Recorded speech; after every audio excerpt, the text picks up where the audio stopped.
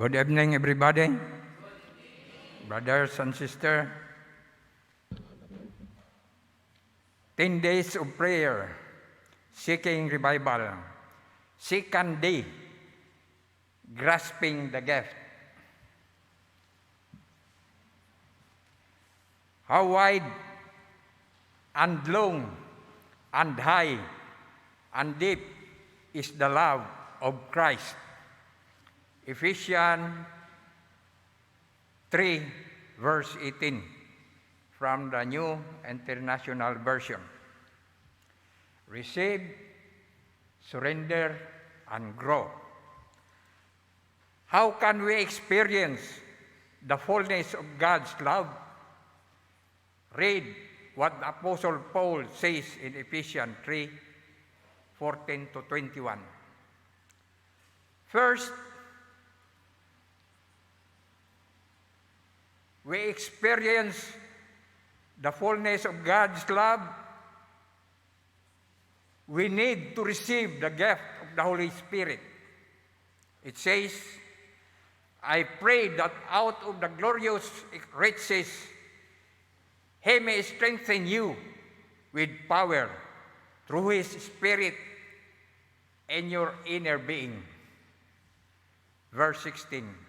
And in verse 17 next, we surrender our lives to Christ and live in a close, continual relationship with Him so that Christ may dwell in your hearts through faith.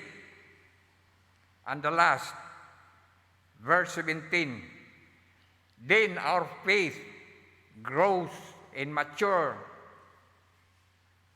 through Christ and the Holy Spirit in us. We are rooted and established. Mugamot ay kita, mga kaigsunan.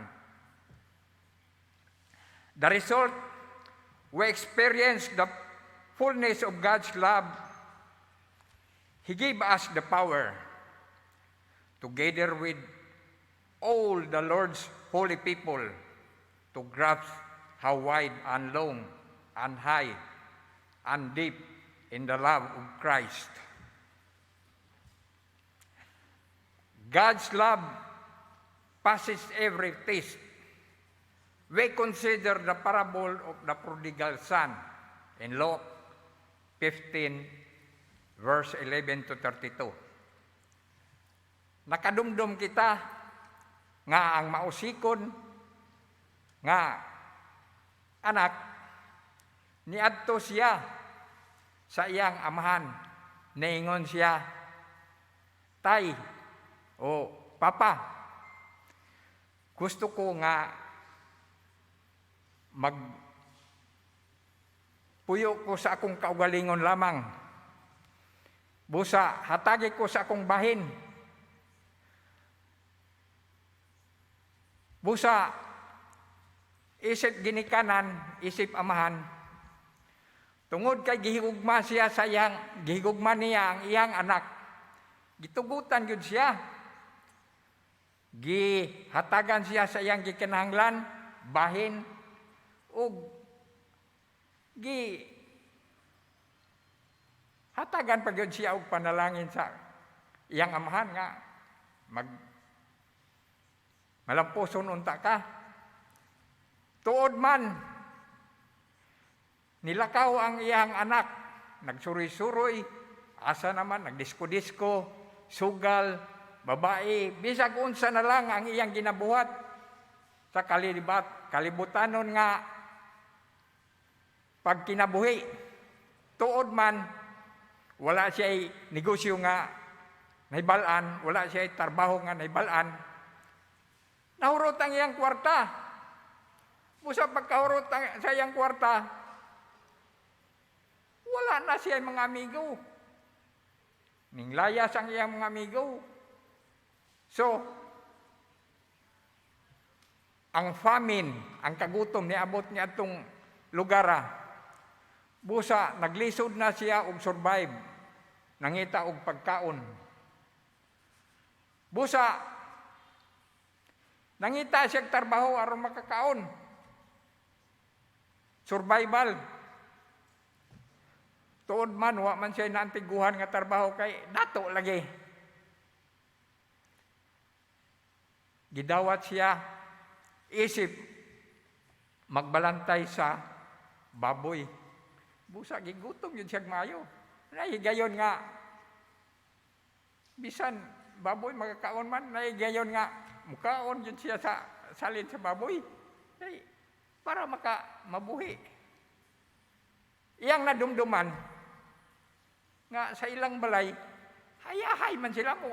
Hayahay man siya. Mura man siya og hari dito silang balay. Kay, bisag unsa iyang himuon, makahimo siya, daghan pagkaon. Nadumduman niya ba nga?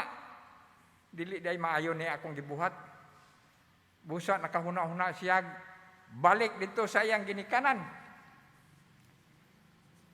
Ingon siya, muadto ko sa akong ginikanan, aron mangayo ko pasaylo.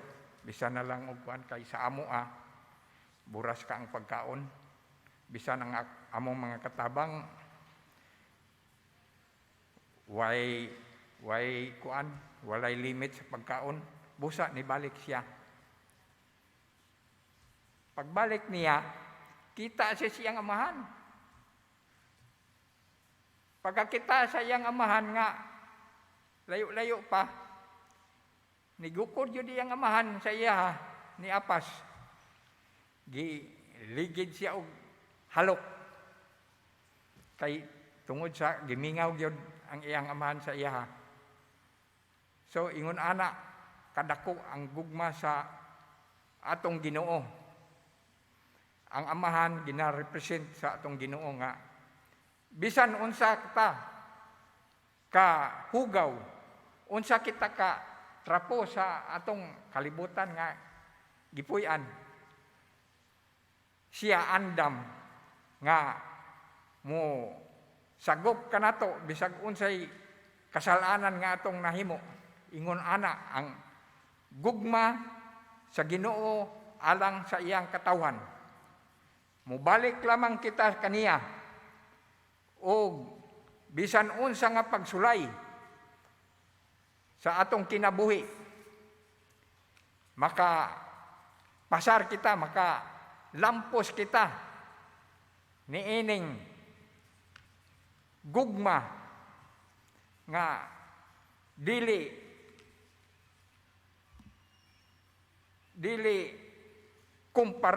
ikakumpara sa uban. Ingon ana, kadako ang gugma sa Ginoo. Dili nato matugkad, dili nato sukod kung unsa kalalom ug unsa kalayo ug unsa kataas ang iyang gugma kanato. Dili masukod, limitless, unconditional. Ngun ana, kadako ang iyang gugma. How can we experience complete fullness of God's love? By living full, daily surrender to Christ, by the power of the Holy Spirit, and with God's love fills our lives, we become channels of His love to others.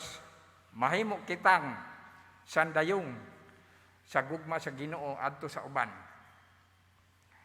The more we give, the more we receive. Ellen G. White says, you need a daily baptism of the love that in the days of the apostles made them all of one accord. And why is it so important to understand this divine love? Paul saw that the character of Christ must be understood before men could love Him or view the cross with the eye of faith. Here must begin that study which shall be the science of song of the redeemed through all eternity.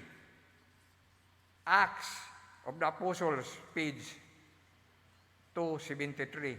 What a joy to study much less. Manifest love of our Savior. Won't you choose today to turn your eyes on Jesus? Praying God's word. Jesus said to him,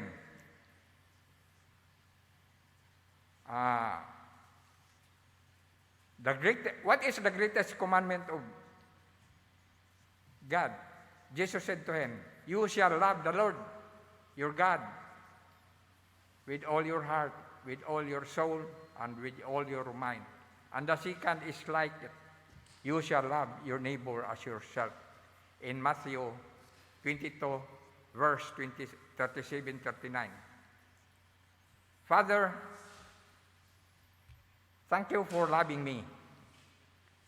Please help me to love you with all my heart, all my being, all my emotions, all my strength. Thank you for already answering this request according to your will. I want to love my neighbor with your help. Make me channel your love. Praying God's word. How can we grasp the depth of God's love? I pray that out of these glorious riches, He may strengthen you with power through His Spirit in your inner being, so that Christ may dwell in your hearts through faith. And I pray that you, being rooted and established in love, may have power together with all the Lord's holy people to grasp how wide, how long, how deep is the love of Christ. Ephesians 3:16, 18. Father, I ask you to strengthen me from the inside out of your Holy Spirit. Make Christ live in me through faith and guide me so I can be firmly rooted in His love. Since this request is according to your will, salamat Ginoo sa pagtubag nimo og